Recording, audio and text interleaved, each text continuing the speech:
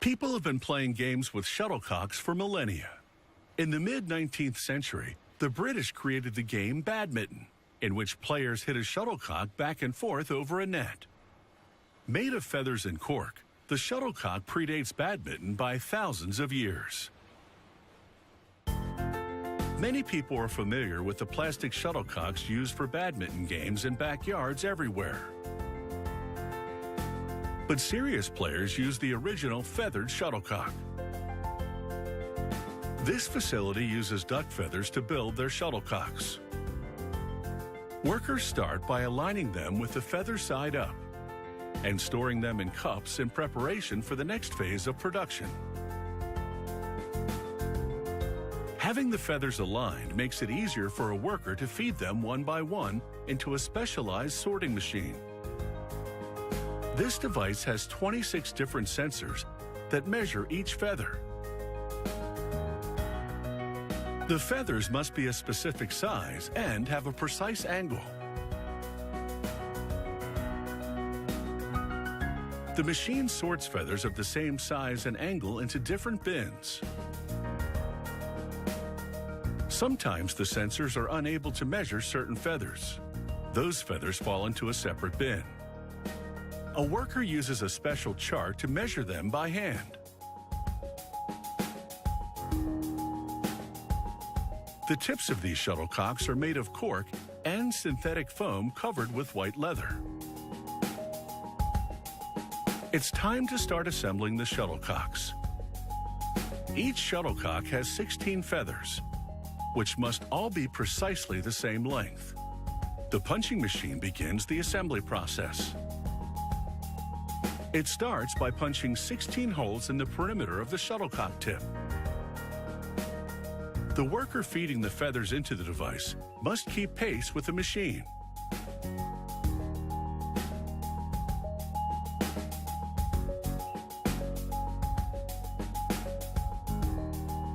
A worker uses flat-nosed pliers to adjust the angle of each feather.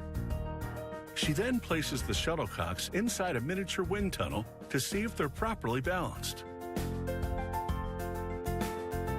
On some shuttlecocks, each feather might have a slightly different angle to maximize balance. Once the angle of the feathers has been adjusted, they're transferred to a machine that applies a bead of glue around the interior perimeter of the shuttlecock tip. This secures the feathers in place.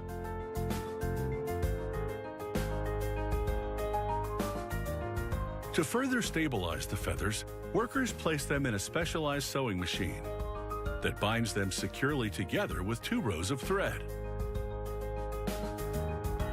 The threads stitch each feather to the next. This process strengthens the shuttlecocks, helping them maintain their shape even when they're getting slammed back and forth over a net.